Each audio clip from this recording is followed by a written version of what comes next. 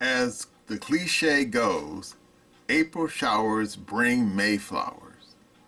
But usually what comes after is the heat and dryness of summer. Hello again, Essay here. And before the hot weather of the holiday shows up, you should indulge in my new short story, The White Cat, a free exclusive on Substack. The links are down below in description. Join Margot Thompson, a beautiful stage actress and recent widow who finds salvation in the form of a white cat during a night of terror. While checking out my oddball thriller, remember that my Glitch series is still available at Amazon and Barnes & Noble. The links are down below in the description. While you'll find my peculiar story about a white pussy entertaining, that doesn't mean I'm out of ideas. I still have more stories coming down the pike, so as long as I don't run into any mishaps,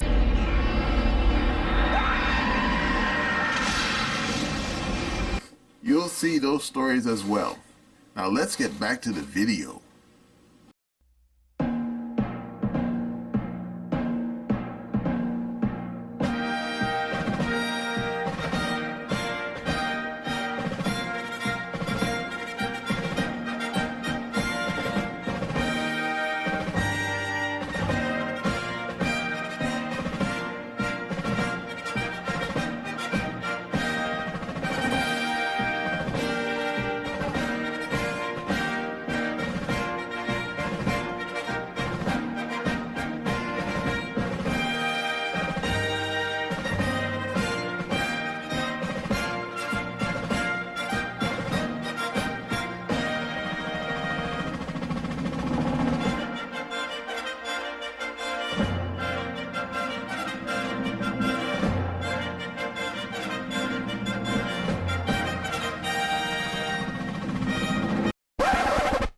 Holy Jesus.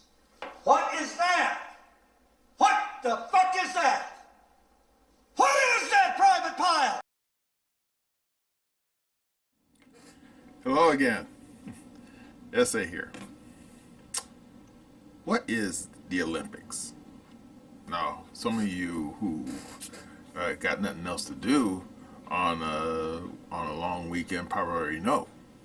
You know, sitting there watching TV. But the thing is, what you see on TV right now isn't actually the truth. Oh no. Indeed, the Olympics, it's a very old event. Goes back to, I think, if I remember correctly, the 7th century BC. Yeah, that's a long time. And, wait for it, you ready? It was originally a ceremony to celebrate Zeus, you know, the Greek god.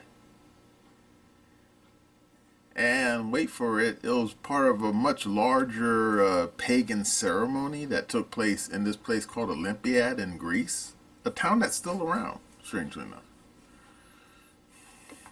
But then the Romans took care of that. Yeah, indeed, if I remember correctly, I think it was in the 4th century AD, the Emperor Theodosius, yeah, he had enough of it. And then I think it was, what, 390 AD, he canceled it. Said, no more, that's it, everyone go home. Why? Well, according to history books, he said that he basically didn't like the fact that it was basically run by a bunch of pagan cults. And you say, so what? Well, you gotta remember, the old Roman Empire by this time was Christian. So there you go. But as we all know, the Olympics didn't disappear completely. Oh, no, no, no, no, no, no, no, no, no, no, no, no, no. Nope.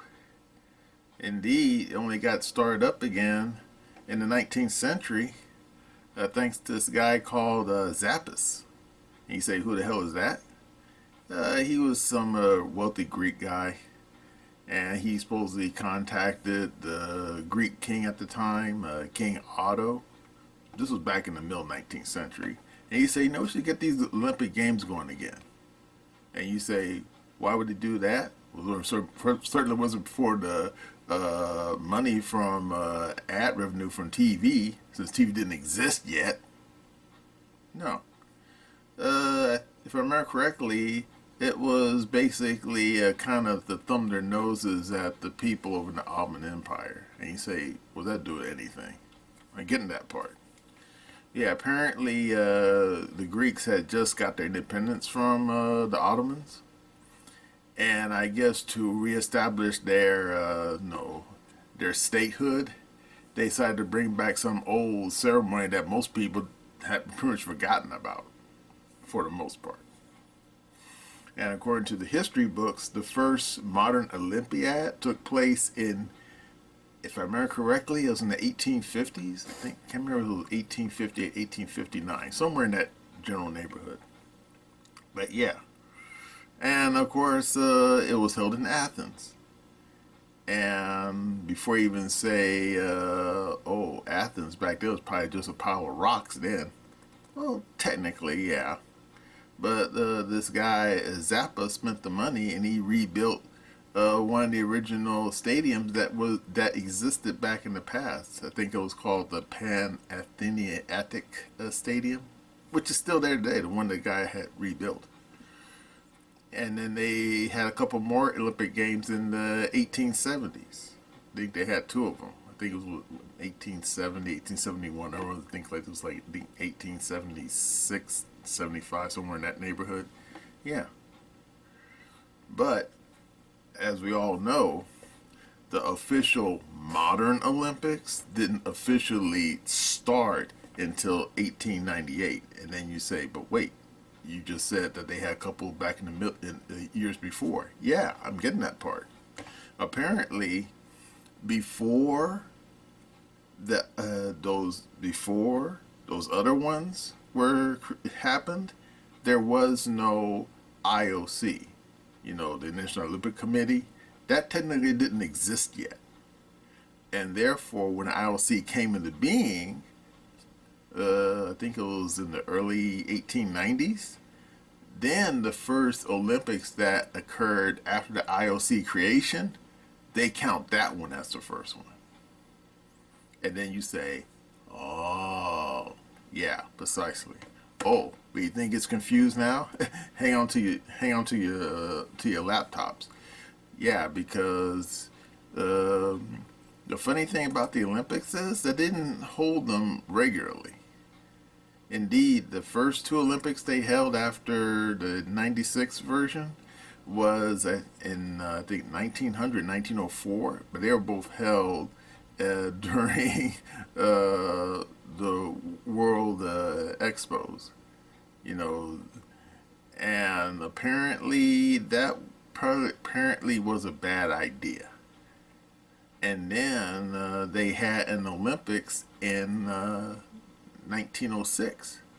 And wait for it, you ready? For a long time, that Olympics was counted as part of the series.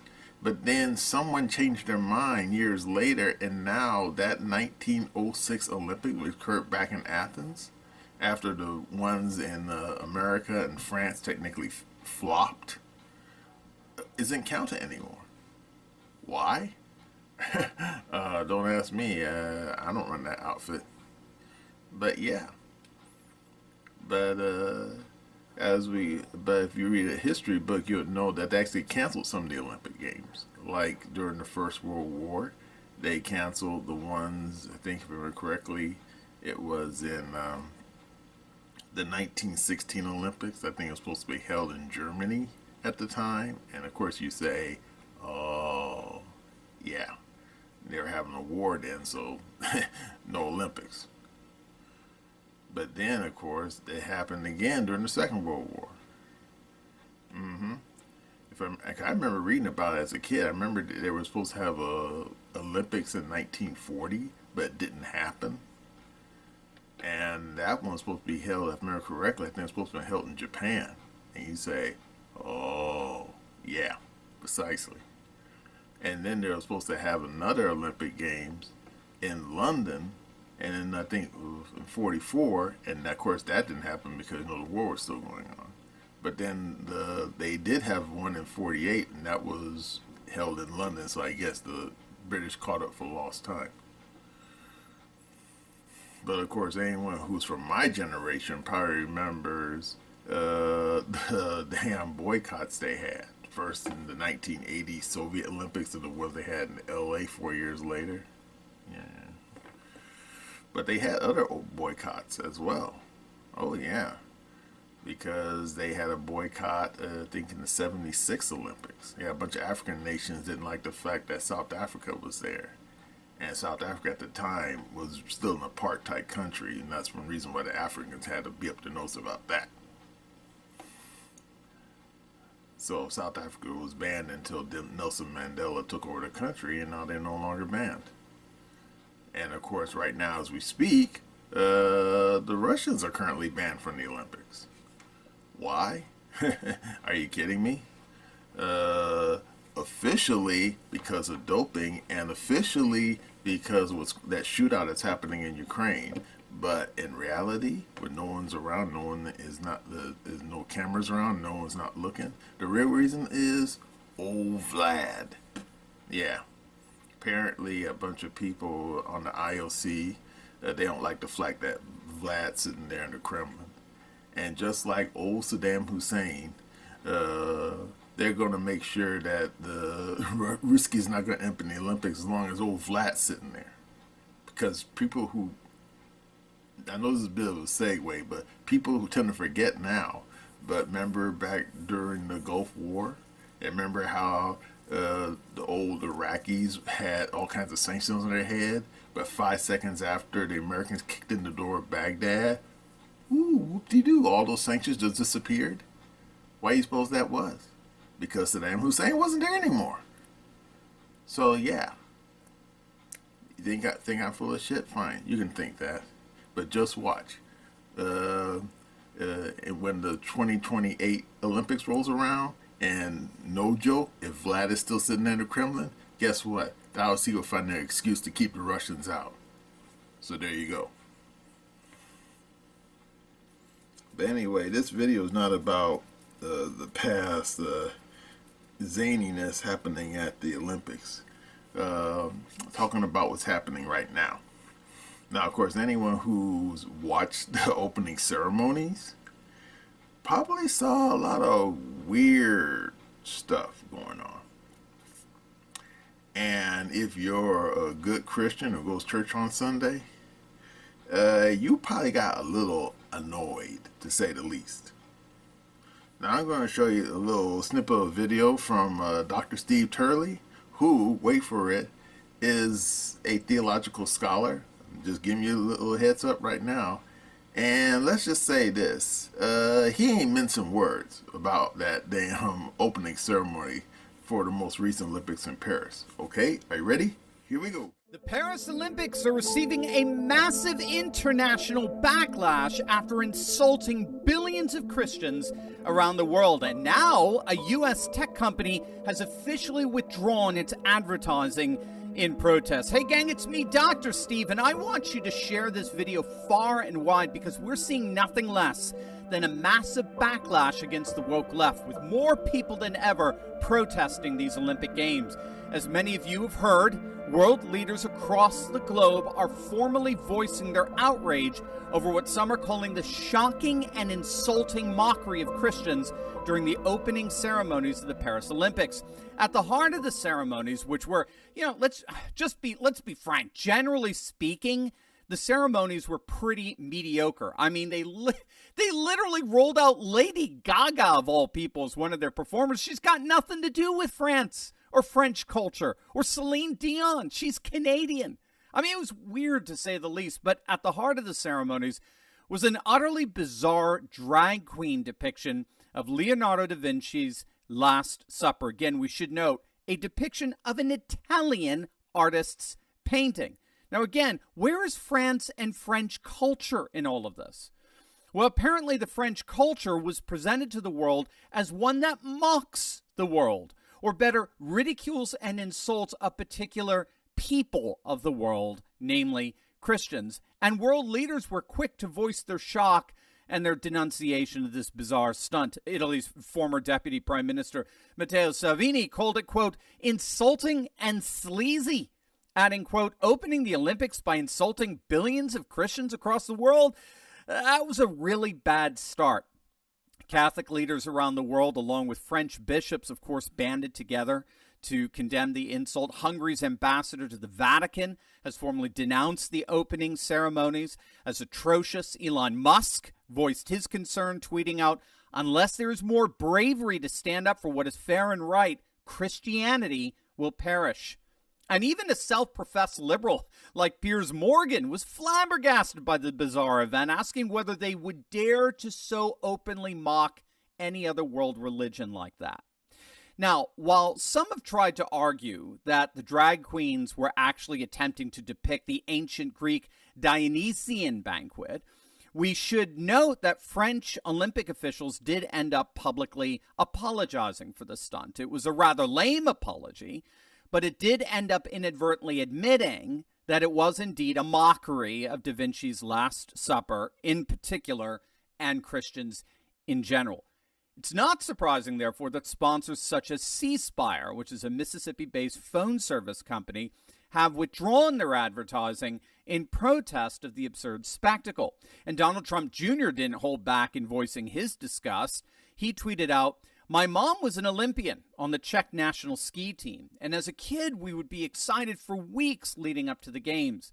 Now with the ever-predictable and seemingly satanic drag queen opening ceremonies and never-ending BS, no one I know even thinks about it beyond maybe watching some highlights.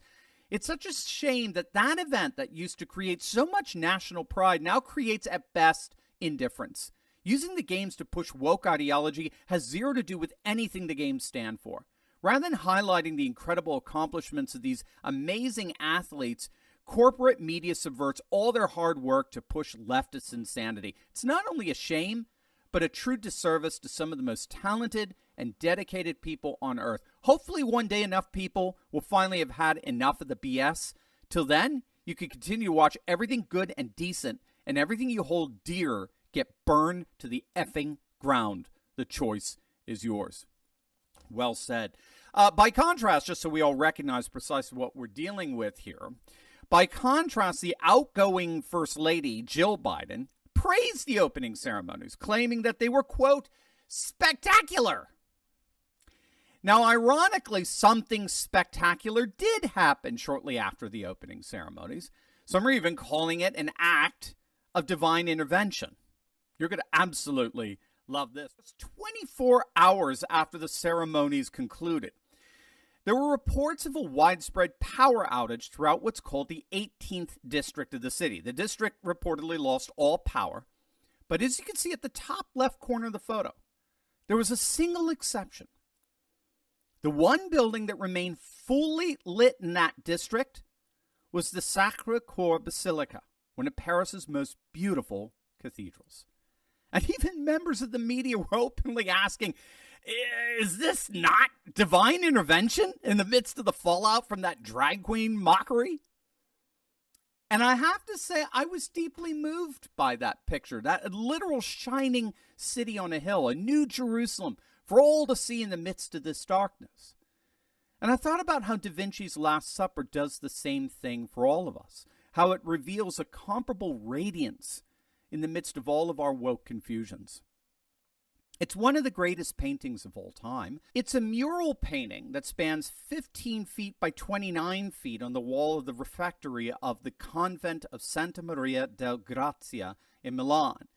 And ironically, the drama of the painting surrounds the moment when Christ said, verily I say unto you, one of you will betray me. And the reaction of each one of the disciples is depicted vividly by Leonardo. But as you can see, the entire painting centers on Christ. His head is the point perspective for the entire picture. The central window behind Christ is the only one with a curved pediment in the entire picture, thus serving as a halo. The space throughout the painting is ordered mathematically by threes, representing the Trinity, as well as fours, rectangles, depicting the four elements of the cosmos, earth, air, fire, and water. The groups of disciples are arranged in four, signifying the four Gospels, which are complemented by the four tapestries on each side of the room, with all 8 tapestries signifying the 8th day, the day of redemption, when God restores the world he created in 6 days and blessed on the 7th. But what do you notice about Christ's hands? Note how his palms are inverse of one another. His left palm is directed upward toward heaven, while his right palm is directed downward toward earth, representing his humanity and his divinity. But note what Christ is looking at. His hand, palm upwards, lays on the table, which of course is a piece of wood. Now just next to it is a glass of red wine, signifying his blood. Christ is staring at what will happen in mere hours. He will be giving up his own life for the life of the world, that very world that so mocked and ridiculed him on the cross. And so it's no coincidence that that hand is open towards us, inviting us, even the very ones who mocked him, to the restoration of paradise in his death and resurrection. That's what Da Vinci's Last Supper calls all of us to.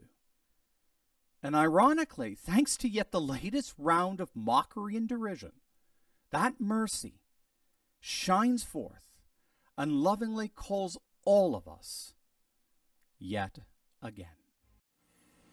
All right, you saw that. Yeah, well, I have to admit, Dr. Steve Turley, like I said, that guy don't mince words. And because he's a good Christian person, yeah, he didn't think it was funny. And of course, I saw part of that opening ceremony, and I was wondering, like that old rap song, I was thinking, what's going on up here? And of course, you say, well, apparently someone over there in Paris, they don't like Christian folks. And this is kind of funny since the last time I checked, France is a Catholic country, or at least for the most part it is. I mean, certain parts of France, if like those suburbs outside of Paris and Lyon and some of those other cities, like Marseille, most people there ain't Christian. Nah, they're Muslim crowd, so I guess they don't give a shit one way or the other. But yeah. And then you say, well, why'd they do that for? Well, of course, according to the doc, these people who were setting up the Olympics in Paris clearly had a beep to nose about Christians. And I'm thinking, yeah, well, apparently their parents never taught them something that my mom once told me. If you can't say something nice about a person, perhaps you shouldn't say nothing at all. Just saying. But apparently these people couldn't keep hold their tongues, to keep their peace. They had to put out there for everyone and his uncle to see how much they love Christians. Namely, they don't. But the way they went about it, oh yeah, talking about pushing people's buttons.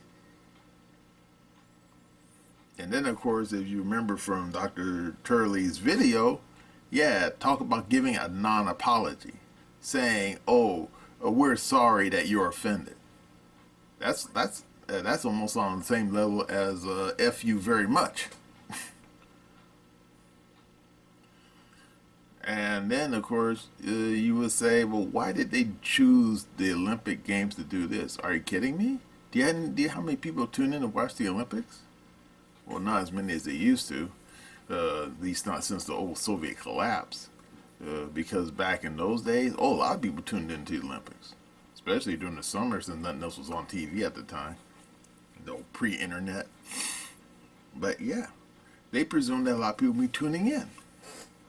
And therefore, these characters, and let's not pretend, these people are not just antagonistic towards Christianity, apparently they're also antagonistic towards decency. Because most people pointed out, and I didn't really look that closely, but that one character that was all dressed up in blue looking like a damn giant Smurf, that guy has Wang Wang hanging out. And I say, wait, what? Yeah, they said he did. And I'm saying, well, I wasn't looking that closely, but I'm glad I didn't see it. Not that I wanted to see it anyway, but still. But yeah, not only these people are anti-Christian, they're just downright rude. Well, I can say now is I know those damn Frenchies ain't gonna get invited to another Olympics until they get their shit sorted out. Cause I'm pretty certain there were some people in France who had no idea what these clowns were planning before they threw it out there all over TV land. And then, of course, as you saw, not only these people screwed up the Olympics, but according to old Tim Pool, they also screwed up the accommodations. Why? Because they're incompetent? No joke. Because old Tim Pool, he reported that the damn people claimed that this was going to be the greenest Olympics ever. Yeah, well, it certainly ain't talking about in the money department. Because they said they supposedly took away the air conditioning. And you say, wait, what do you mean, no air conditioning? And of course, according to old Tim and Natalie and Clayton over at the Redacted, the second demotion, they said that most people don't realize this. Paris, it can get pretty hot during the summer. Why? Not entirely certain. It could be because of the river. You know, the Seine River's right there. And anyone who knows anything knows that one place you don't want to be during the summertime is near a large body of water. And of course, some people right now will say, what about the ocean? Well, the ocean is different. Because if you go out to like the coastline in the summertime, like down here on Santa Monica, or if you're on the East Coast out there and on the damn New Jersey shore, avoid the hooligans, mind you, when the nice ocean breeze comes up off that ocean, it can be pretty nice. But if you're living in a landlocked kind of area and nearby a lake, you don't necessarily get a nice ocean breeze coming off a damn lake, and definitely not off any rivers. But from what I remember, it would get real humid in the summertime. Oh yeah. Cause my mother, she told me one time about how when she was a little girl, she was go fishing on the Arkansas River, and she said that, oh yeah, in the summertime, ooh, it get real hot and real humid. And I'm thinking, yeah, well, that's Arkansas for you. But as for why does it get so hot in Paris, I don't know. But the fact these people said that they were not going to supply any air conditioning at all to the athletes, that's just wrong. But I will concede the American Olympic team, they knew what was coming. They brought their own air conditioners with them. All I can say is hopefully they didn't spend too much on those damn things. And then, of course, the people complained about the food. Because anyone who's seen enough commercials for Wheaties knows that athletes, when they're out there, doing their 10K run, or playing basketball or football, whatever, they tend to eat a lot. And therefore, the fact that these people said, "Oh, they're going to provide a environmentally friendly menu," that tells you right there that was probably going to be something gross. And sure enough, according to Tim and the people at Redacted, they said, yeah, there was a certain bunch of stuff that, let's just say, you probably wouldn't even feed to a gerbil. Just saying. And indeed, they said that a lot of these athletes started going to local restaurants in Paris because they said the damn food that was being served at the Olympic Village wasn't worth eating. Just unedible. They didn't get to know exactly what they were serving, but these clowns, they probably were serving something really nasty. Like fucking cockroaches on rice cakes or some shit like that. Yeah. No thanks. You can have my share. And then, of course, they said that the American basketball team, they left the Olympic Village altogether because they said the beds were no good. Why? because these people who are running the Paris Olympics said that, oh, you don't need no beds. We're going to get you some environmentally friendly beds.